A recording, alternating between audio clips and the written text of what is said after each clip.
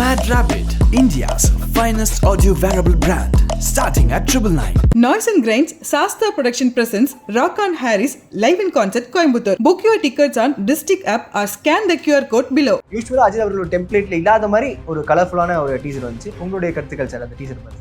இல்லை, ரொம்ப extraordinary teaser. ஆக்சுவலாக வந்து ரசிகர்களுக்கு அல்வா துண்டு அல்வா பானையாக கிண்டி கொடுத்துருக்கிறாரு சார். ரசிகர்கள் என்ன விரும்புகிறாங்கங்கிறத அஜித் இப்போவாவது புரிஞ்சுக்கணும். ஸோ அதெல்லாம் வந்து ஒரு பெரிய கூஸ் பம்ப்ஸாக இருக்கும். தியேட்டரில் வந்து நிச்சயமாக உள்ளபடியே வந்து திருவிழான்னா இந்த படத்தினுடைய வெற்றி தான் திருவிழாவாக இருக்கும்னு நான் நினைக்கிறேன். விடாமுயற்சியில் அஜித் அவர்கள் சொன்ன கதையில் நான் வந்து டைரக்ட் பண்ண அப்படி மகிழ் அவர்கள் எல்லா இடத்தையும் சொல்லிட்டு இருக்காரு. அப்போ ஆதிக் அவர்கள் வந்து டைரக்ட் பண்ணும்போது ஏன் அந்த கால் மிஸ் ஆகுது? அது மட்டும் இல்லைங்க, ஒரு டைரக்டருடைய சாமர்த்தியம்ங்கிறது அங்கே தான் இருக்குது.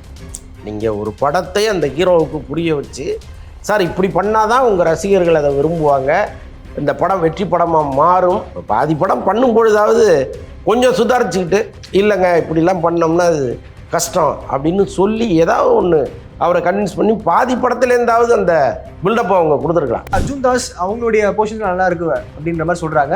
அவரை பற்றி எதாவது அப்டேட் இருக்கா சார்? இந்த படத்தில் அவர் ஏதாவது மெயின் படத்தில் அவருக்கு பாட்டே இருக்குங்கிறாங்களே, ஒரு ரீமிக்ஸ் பாட்டு அவருக்காக வச்சுருக்காங்க. படத்தில் அவருக்கு ஜோடி இருக்காங்க, பிரியா வாரியர் அவருக்கு ஜோடியாக இருக்காங்க. இட்லி போஸ்ட்பாண்டா இல்லை இல்லையா, கரெக்டாக 2 பேர் கிளாஸ் விட போகிறாங்களா அப்படின்ற ஒரு இது இருக்குது. எப்படி சார் அவங்க 2 பேர் கிளாஸ் பண்ண? லேட்டஸ்ட் தகவல் என்னன்னா, இட்லி கடை வந்து தள்ளி போகிற மாதிரி தான் சொல்கிறாங்க. தனுஷ் அவர் வந்து அடுத்ததாக அஜித்தை வச்சு இயக்க போகிறாரு. அதனால வந்து எதுக்கு நம்ம வீணா நம்ம ஒரு கிளாஸில் விடணும்? தனுஷ் வந்து அஜித்துக்கு ஒரு லைன் சொல்லியிருக்காரு, அது அஜித்துக்கு பிடிச்சிருக்கு. ஒரு டாக் ஒன்று போயிட்டு இருக்கு, அதுக்கு சம்மந்தம் கிடையாது. குட் பேட் அக்லியோட டீசர் வந்து வெளியாகி பயங்கரமான ஒரு ரெஸ்பான்ஸ் சார். அதாவது 24 மணி நேரத்திலே 30க்கு மேலே மில்லியன் வந்து வியூவர்ஸ் கிராஸ் பண்ணி அஜித் அவருடைய கரியர்லேயே ஒரு பெரிய மைல் ஸ்டோன் அப்படின்ற மாதிரிலாம் நிறைய பேர் வந்து கமெண்ட்ஸ்லாம் போட்டு வாழ்த்துக்கள் தெரிவிச்சிருக்காங்க. யூஸ்வலாக அஜித் அவர்களோட டெம்ப்ளேட்ல இல்லாத மாதிரி ஒரு கலர்ஃபுல்லான ஒரு டீசர் வந்துச்சு. உங்களுடைய கருத்துக்கள் சார் அந்த டீசர் பற்றி? இல்லை, ரொம்ப எக்ஸ்ட்ராடினரி டீசர். ஆக்சுவலாக வந்து ரசிகர்களுக்கு அல்வா துண்டு அல்வா பானையாக கிண்டி கொடுத்துருக்கிறாரு சார். ரசிகர்கள் என்ன விரும்புகிறாங்கங்கிறத அஜித் இப்போவாவது புரிஞ்சுக்கணும். ஏன்னா அவருக்கு வந்து மனசில் நிறைய படங்கள் வெவ்வேறு மாதிரியான பண்ணணுங்கிற எண்ணமெல்லாம் இருக்குது. பட் என்ன இருந்தாலும் அஜித் மாதிரியான ஒரு பெரிய ஹீரோ, ஒரு மாஸ் ஹீரோ, ஒரு கமர்ஷியல் ஹீரோ ரசிகர்களுக்கான விஷயங்களை அங்கங்கே வைக்கணும் படத்தில். அப்படி இருந்தால் தான் வந்து அந்த படத்தை தயாரிப்பவங்களுக்கும் பிரச்சனை இல்லாமல் இருக்கும், அவருக்கும் வந்து எந்த விதத்திலும் ஒரு சின்ன சரிவு தானே அது. இப்போ ஏற்கனவே அந்த விடாமுயற்சி ஒரு சரிவு தானே. ஸோ அதெல்லாம் இல்லாமல் சினிமாங்கிறது ஒரு வியாபாரம் அப்படின்னு நினச்சிக்கிட்டு அந்த வியாபாரத்துக்கு என்னெல்லாம் நம்ம செய்ய முடியுமோ அதெல்லாம் வந்து அஜித் செய்யணும். இந்த படத்தில் அவர் நிச்சயமாக எல்லாமே செஞ்சுருப்பாருன்னு நம்ம நம்பலாம். அதற்கு வந்து ஒரு முத்தாய்ப்பாக தான் இந்த டீசர் வந்திருக்கு. உள்ளபடியே ரசிகர்கள்லாம் வந்து கொண்டாடிட்டு இருக்காங்க. இப்படி தானே நான் உங்களை பார்க்கணுன்னு ஆசைப்பட்டோம், ஏன் இப்படி பண்ணாமல் விட்டுட்டீங்க அப்படிங்கிறது தான் பலருடைய கேள்வியாக இருக்குது.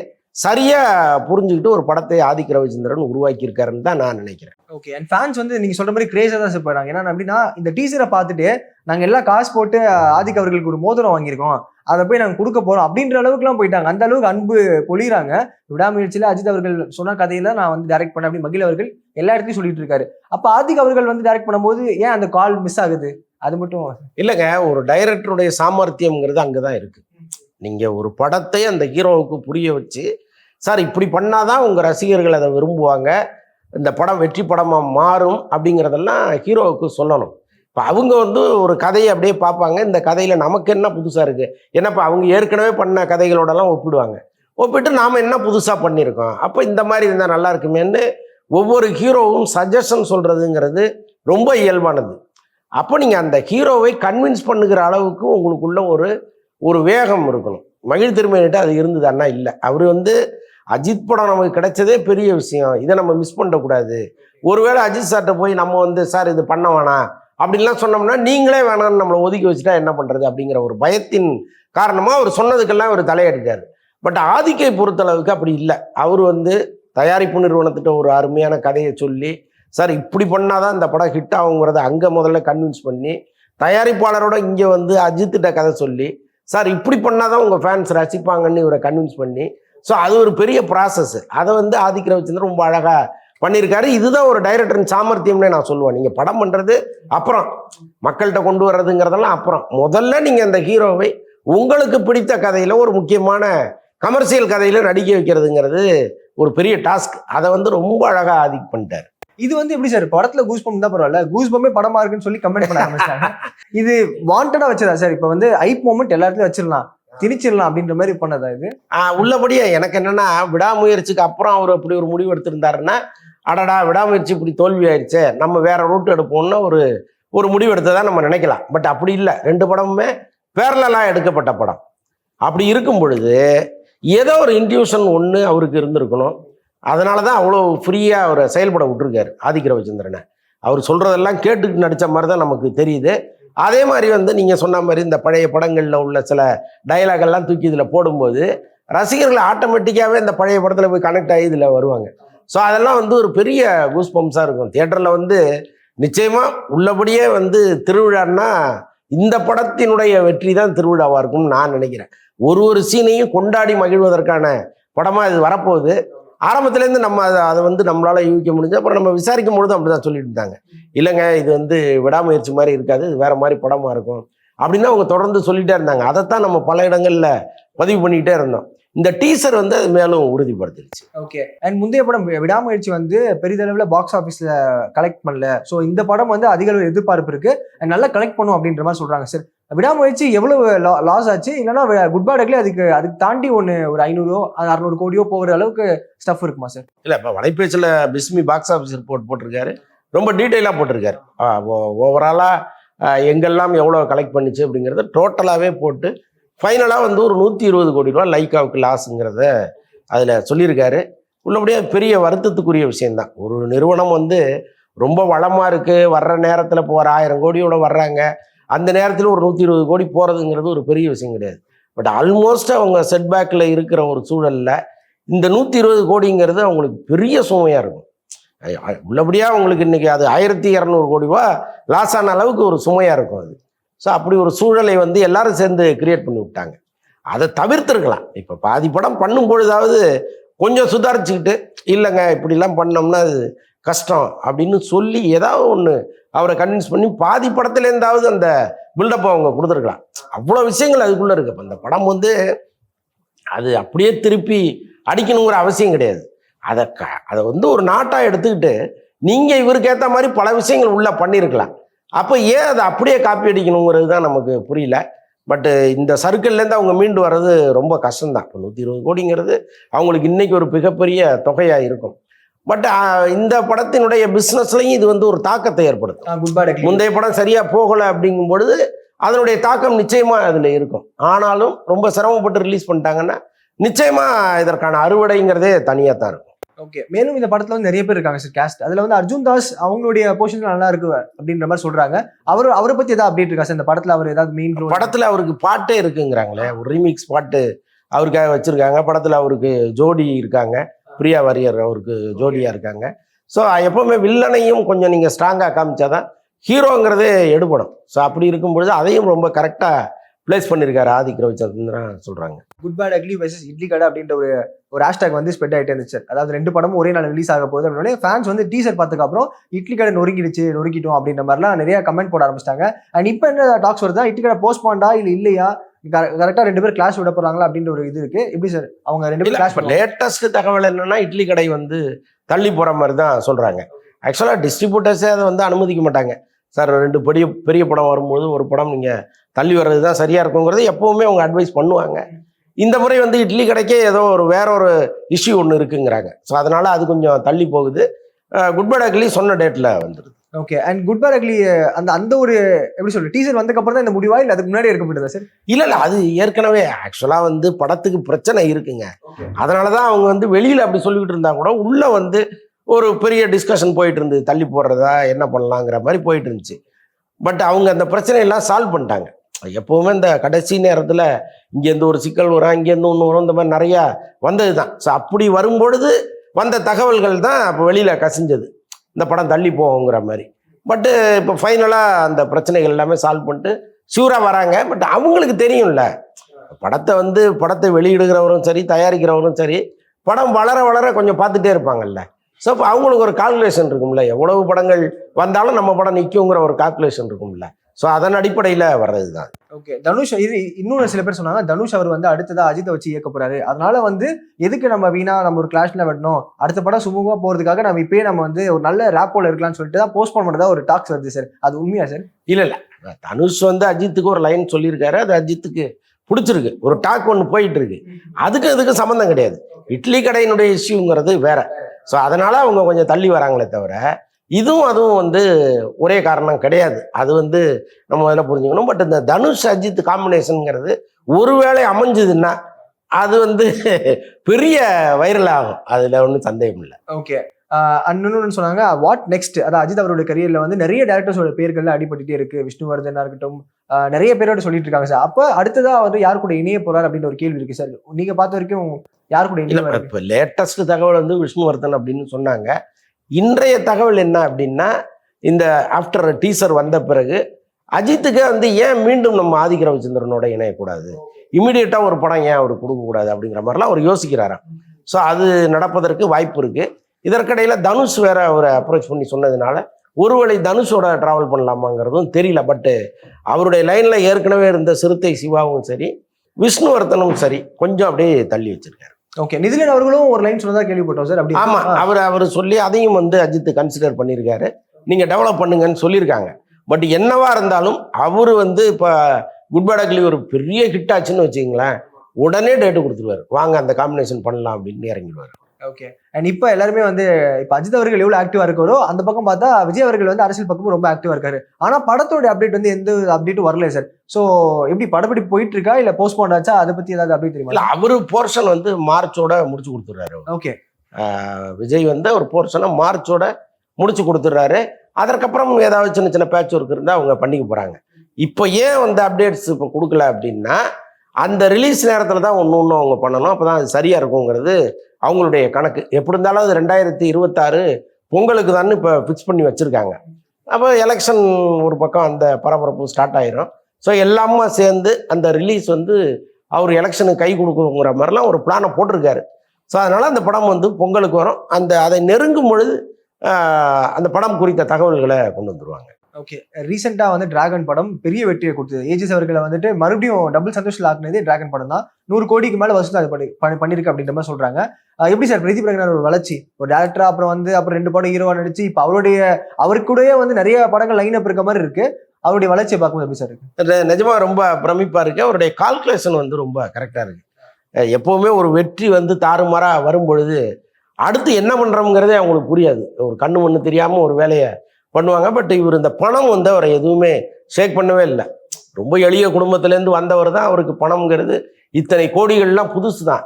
ஆனாலும் அவர் என்ன பண்றாரு, பணத்துக்காக போய் ஒரு கம்பெனியில் ஒர்க் பண்றதோ அல்லது ஒரு இயக்குனர்கிட்ட ஓகே சொல்றதோ இல்லை. அவர் ரொம்ப தெளிவா இந்த கம்பெனி நம்மளை வச்சு படம் எடுக்குமா, கரெக்டாக ரிலீஸ் பண்ணுவாங்களா, கிராண்டா ரிலீஸ் பண்ணுவாங்களா, அப்புறம் வந்து இந்த டைரக்டர் ஒர்த்தானவரா, நாம சொல்றதையும் அவர் காதில் வாங்கியவரா, இவ்வளவு விஷயங்களையும் அவர் கேட்டுக்கிறார். இப்போ அஸ்வத் மாரிமுத்தெல்லாம் அவருடைய காலேஜ் மெஸ்ஸுங்கிறதுனால அவருக்கு ரொம்ப ஈஸியாக போயிடுது. இவர் ஒரு கருத்து சொன்னால் அவர் ஈகோ இல்லாமல் எடுத்துக்கிறது, அவர் ஒன்று சொன்னால் இவர் ஈகோ இல்லாமல் எடுத்துக்கிறது. ஸோ அப்படி இருந்தால் தான் அந்த படம் வந்து வெற்றியை நோக்கி போகும். ஸோ அதுலெல்லாம் ரொம்ப தெளிவாக இருக்கார் பிரதீப் ரங்கநாதன். ஸோ அதனால் அவருடைய ட்ராவலுங்கிறது ஒரு லாங் ட்ராவலாக இருக்கும். ரொம்ப ஒரு நம்ம பார்த்துருக்கோம், நிறைய பேர் ஒரு படம் ஹிட் அடிக்கும், அதுக்கப்புறம் 2வது 3வது படத்துல எங்க இருக்காங்கன்னே தெரியாது. பட் இவர் வந்து ரொம்ப ரொம்ப தெளிவா இருக்காரு. ஸோ அதனால ஒரு லாங் ரன் இவருக்கு இருக்கும். ஓகே, அண்ட் டிராகனுடைய பிரஸ் மீட்ல, அந்த ஆடியோ லான்ச் பிரஸ் மீட்லயும் வந்துட்டு விக்னேஸ்வரன் அவர்கள் சொல்றாரு, நான் ரொம்ப சோர்ந்து போய் கொஞ்சம் டவுனா இருக்கும் போது பிரதீப் அவர்கிட்ட பேசி லைன் சொல்லும் போது அவர் ஓகே பண்ணாரு, அதுக்கு நான் நன்றி சொல்றேன், அவர் எனக்கு இந்த வாய்ப்பு கொடுத்து ரொம்ப நன்றி அப்படின்றாரு. எப்படி சார் அந்த காம்போ, அந்த LIC அந்த படத்துக்காகவும் ஒரு அடித்தளம் போட்டிருக்காரா இல்ல எப்படி? அது ஜென்ரலா அவரு விக்னேஷ் சிவன் பேசினது நான் ரொம்ப ஒரு பெருந்தன்மையாக தான் பார்க்குறேன். ஏன்னா விக்னேஷ் சிவன்கிறவர் பிரதீப் ரங்கநாதனுடைய சீனியர். அவரும் வந்து ஏதோ ஹிட்டு கொடுக்காத ஒரு இயக்குனர்லாம் கிடையாது, ஹிட்டு கொடுத்தவர். அவ்வளவு பெருந்தன்மையாக அந்த இடத்துல அதை பதிவு பண்ணுறாருன்னா அது ஏதோ ஹீரோவை ப்ரைஸ் பண்ணுறதுக்காக சொன்னதெல்லாம் நான் எடுத்துக்கல. உள்ளபடியே அவர் மனதில் இருந்து பேசுகிறாரு. அன்னைக்கு வந்து அவருக்கு ஏற்பட்ட அழுத்தங்கள், ஏன்னா இப்போ ஒரு படம் அஜித் படத்துலேருந்து அவர் வெளியேறி வர்றாரு. ஒரு படத்துலேருந்து ஒருத்தர் வெளியேறும் பொழுதே அடுத்த படம் கம்பெனி அவரை சேர்க்காது. இவர்கிட்ட ஏதோ பிரச்சனை இருக்கு, எதுக்கு இவரை வந்து நம்ம வச்சுக்கணுங்கிற மாதிரி நினைப்பாங்க. அதே மாதிரி ஒரு பெரிய ஹீரோ, இப்போ பிரதீப் ரங்கநாதனை பெரிய ஹீரோன்னு சொல்றதுல ஒன்றும் தப்பு இல்லைன்னு நான் நினைக்கிறேன். அவர் வந்து சார் வாங்க சார் கதை சொல்லலாம், கேட்குறேன் சார் வாங்க சார்னு சொல்கிறதும், அந்த கதையை கேட்டு உடனே ஓகே சொல்கிறதும்லாம் பெரிய விஷயம். அதைத்தான் வந்து விக்னேஷ் சிவன் குறிப்பிடுறாரு. உள்ளபடியே இது வந்து நல்ல விஷயம் தான். இந்த மாதிரி பொது இடங்களில் ஒருவரை புகழ்வதுங்கிறது ஒரு வெற்று புகழ்ச்சியா இல்லாமல் உள்ளபடியே அதற்குள் ஒரு உண்மை இருந்து புகழ்வது இருக்குல்ல, அதுதான் வேணும். எல்லா இடத்துலையுமே அது வேணும். Okay. And STR, AGS and Ashwath Marimuthu இந்த கூட்டணி வந்து எஸ்டிஆர் 51 படத்துக்கு சேர்றாங்க சார். ஆல்ரெடி ஒரு பேக் டு பேக் நல்ல ஒரு காம்போ 100 கோடி கொடுத்துட்டாங்க. இப்போ இந்த படத்து மேலே அதிக எதிர்பார்ப்பு வந்துச்சு. அஸ்வத் மாரிமுத்து ஓகே இந்த மாதிரி ஜென்சி கிட்ஸுக்கு புரியுற மாதிரி ஒரு படம் பண்றாரு. அப்போ எஸ்டிஆரும் அதே மாதிரி தான் அந்த பழைய வல்லவன் இந்த மாதிரி எடுத்துட்டு வரணும்னு இந்த படம் எப்படி இருக்குன்னு சொல்லி கூடுதல் ரெஸ்பான்சிபிலிட்டி வந்திருக்கு. இது எப்படி சார் சிம்பு அவர்களுக்கு அடுத்த ஒரு 100 கோடி படமா இருக்குமா?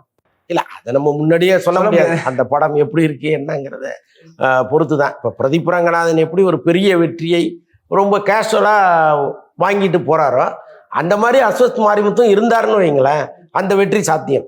ஏன்னா நான் இவ்வளோ பெரிய வெற்றி கொடுத்துட்டேன், எனக்கு வந்து 2வது படம் வந்து நான் அப்படி தூக்கி எறிவேன் அப்படிங்கிற மாதிரி நடந்துக்கிட்டாருன்னா ரொம்ப கஷ்டம். அப்போ இந்த வெற்றியை தலையில் ஏற்றிக்காமல் அவர் சிம்புவோட ட்ராவல் பண்ணணும். இன்னொன்று வந்து இப்போ இவர் ஒரு பெரிய வெற்றி படத்தை கொடுத்துட்டு வந்திருக்கிறாருங்கும் பொழுது சிம்புவும் வந்து அவருக்கான ஒரு ரெஸ்பான்சிபிலிட்டியை கொடுக்கணும். ஏன்னா இப்போ சிம்புவை பொறுத்த அளவுக்கு வந்து கதையில் தலையிடுவதுங்கிறது பெரும்பாலும் இருக்காது. ஆரம்பத்திலே உட்காருவார், அங்கங்கே சில கரெக்ஷன்ஸை சொல்லுவார், அதுக்கப்புறம் ஷூட்டிங் ஸ்பாட்டுக்கு போயிட்டாருன்னா டைரக்டர் என்ன சொல்கிறாரு அது கேட்குற வழக்கம் உள்ளவர்.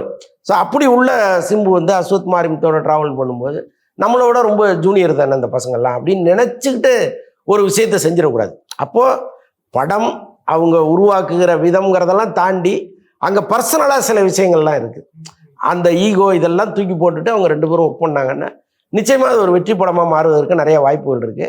பட் அது நடக்குமா சினிமாவிலங்கிறது தான் ஒரு ஆமாம், அது ஒரு பெரிய சவாலாக இருக்குது. Okay. And good bad ugly இந்த மாதிரி பெரிய பெரிய படங்கள் வரும்போது அதுக்கான அப்டேட் வந்துடுது சார். ஆனால் இப்போ ரீசெண்டாக வந்து தக்லீஃப் படத்தை பற்றி எந்த ஒரு தகவலும் வரல. சிம்பு அண்ட் கமலஹாசன் 2 பேரும் இணைஞ்சிருக்காங்க, ஏன் அந்த படத்தோட அப்டேட்டும் வரல அப்படின்ற ஒரு கேள்வி வந்துட்டு இருக்கு. அது போயிட்டு இருக்கா சார் படத்தோட படம்? இல்லை அதெல்லாம் போஸ்ட் ப்ரொடக்ஷன்லாம் போயிட்டு இருக்கு. படம் அவங்க ஏற்கனவே சொன்ன நேரத்தில் கரெக்டாக வந்துடும். பட் இந்த தேர்தல் ஃபீவர்லாம் நெருங்கிட்டு இருக்கு. இப்போ கமல் வந்து ராஜ்யசபா எம்பியாக போக போகிறாரு. ஸோ அந்த மாதிரி விஷயங்கள் ஒன்று இருக்குது. இன்னொரு பக்கம் தேர்தல் நெருங்கிட்டு இருக்கு. அரசியல் ரீதியாகவும் அவர் கொஞ்சம் செயல்பட வேண்டியதாக இருக்குது. இதற்கிடையில் அந்த படம் குறித்த தகவல்களை எப்போ வெளியிடுவாங்க அப்படிங்கிறதெல்லாம் தெரியல. பட் நான் என்ன நினைக்கிறேன்னா இந்த ரிலீஸ் நெருக்கத்தில் கமலை பொறுத்தளவுக்கு உங்களுக்கு பப்ளிசிட்டிக்கெல்லாம் அவர் வராமல் இருக்கவே போகிறதில்ல. அவர் ஊருக்கு முன்னாடி வந்து நின்று அதை எந்த அளவுக்கு மக்கள்கிட்ட கொண்டு போய் சேர்க்கணுமோ அப்படி சேர்க்கக்கூடிய ஒரு நபர் அவர். சிம்புவும் வந்து அழகாக எல்லா மேடைகளையும் பகிர்ந்துக்கக்கூடிய ஒருத்தர். ஸோ அதனால் ஸ்டார்ட் பண்ணாங்கன்னா ஃபுல் ஸ்விங்கில் அடிச்சிருவாங்க. ஓகே. அண்ட் கூலி பற்றியான அப்டேட் தான் சார் நிறையா வந்துட்டு இருக்கு. லோகேஷ் அவரோட பிறந்தநாளப்ப ஏதோ ஒரு அப்டேட் வரப்போகுது, கிளிம்ஸ்ன்னு சொல்கிறாங்க, எல்சிஓட இது வருதுன்றாங்க. என்னதான் வரப்போகுது அப்படின்ற மாதிரி ஒரு கேள்வியாக இருக்குது. கூலி இந்த படத்தை பொறுத்தளவுக்கு எல்சியூ கிடையாது. ஆரம்பத்திலே ரஜினி கூப்பிட்டு அவர்கிட்ட அதை ஒரு கண்டிஷனாக போட்டார்.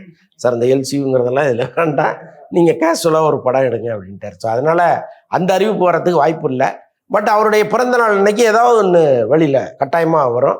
அது நிச்சயமாக பிரமிக்கக்கூடிய விதத்தில் தான் இருக்கும். ஏன்னா லோகேஷ் கனகராஜ், அனிருத் இந்த காம்பினேஷன் வந்து பேக்ரவுண்ட் மியூசிக்லேயே போட்டு அசத்துற ஒரு காம்போ அது. ஸோ அப்படி இருக்கும்பொழுது அன்னைக்கு என்ன வெளியிட போகிறாங்கன்னு தெரியல. பட்டு கூலி தொடர்பாக ரஜினி தொடர்பான விஷயங்கள்லாம் முடிச்சுட்டாங்க அவங்க. ஓகே. ஆமாம் ஆமாம் ஆமாம் ஆமாம். அதுக்கப்புறம் வந்து மற்ற வேலைகளை பார்த்துட்டு இருக்காரு. எல்லாம் முடிஞ்சோடனே சரசரன்னு இறக்குவாங்க. Okay. Back to back films commit ஆகிட்டே இருக்காரு. சமீபத்தில் கூட ஒரு ஃபோட்டோ வந்து வெற்றிமாறன் கூட இணைந்து இருக்க மாதிரி ஒரு ஃபோட்டோ வந்துச்சு. அவர் கூட ஒரு படமா அப்படின்னு சொல்லி எல்லாரும் ஆச்சரியமா பார்த்தாங்க. ரஜினி சார் அண்ட் வெற்றிமாறன் அவர்கள் 2 பேரும் இணைஞ்சு ஒரு படம்னா அதுக்கெல்லாம் வாய்ப்பு இல்லை. ஆக்சுவலாக வெற்றிமாறன் ஒர்க்கிங் ஸ்டைலுங்கிறது வேற. அவர் குறுகிய காலத்தில் ஒரு படத்தை எடுக்க மாட்டார். ரஜினியை பொறுத்தளவுக்கு இப்போ டைம் வேஸ்ட் பண்ணக்கூடாதுன்னு நினச்சி ஓடிட்டு இருக்காரு அவர்.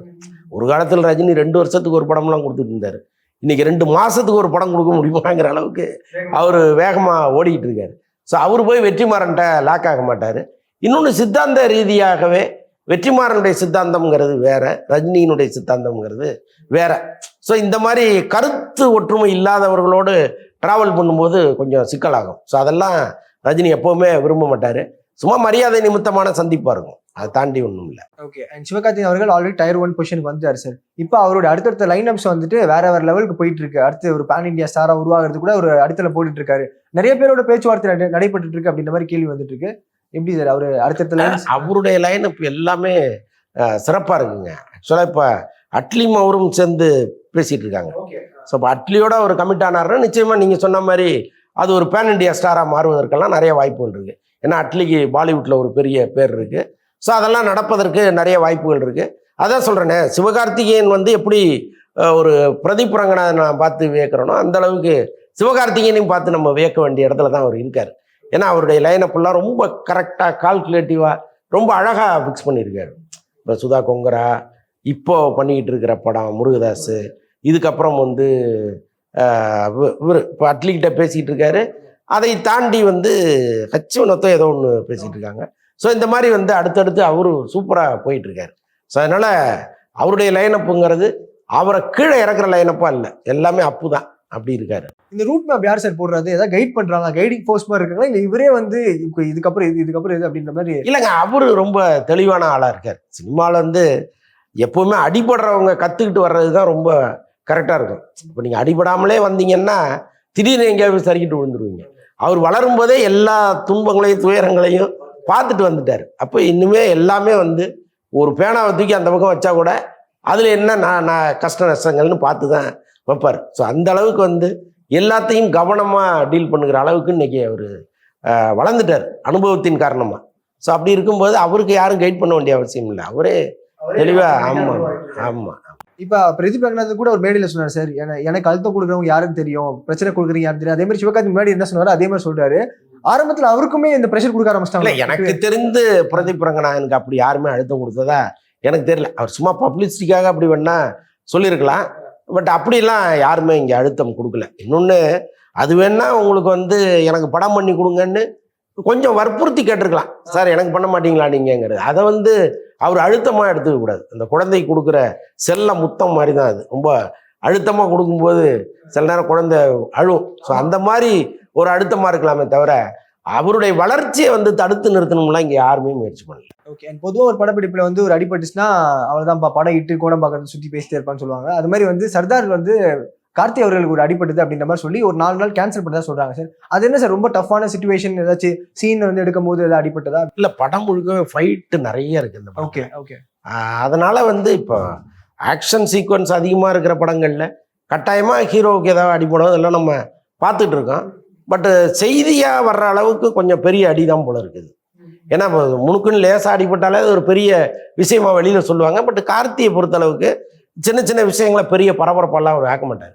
அப்படி இருந்து இப்படி ஒரு செய்தி வருதுன்னா உள்ளபடியே அந்த படத்தில் வந்து ஏதோ பிரச்சனையாக இருக்குன்னு தான் நம்ம புரிஞ்சுக்க வேண்டியதாக இருக்குது. ஆனால் இப்போ ஒரு படம் அடிபட்டுச்சுன்னா ஓடும்னு நீங்கள் சொல்கிறீங்க. அது வந்து எங்கேயுமே நம்ம வந்து சொல்லக்கூடாது. ஏன்னா அடிபட்டா ஓடும் போல இருக்குன்னு எங்கேயாவது அடிக்க ஆரம்பிச்சிட்டாங்க, அது ஒரு பெரிய பிரச்சனை ஆயிடும். பட் அது மாதிரி இல்லை.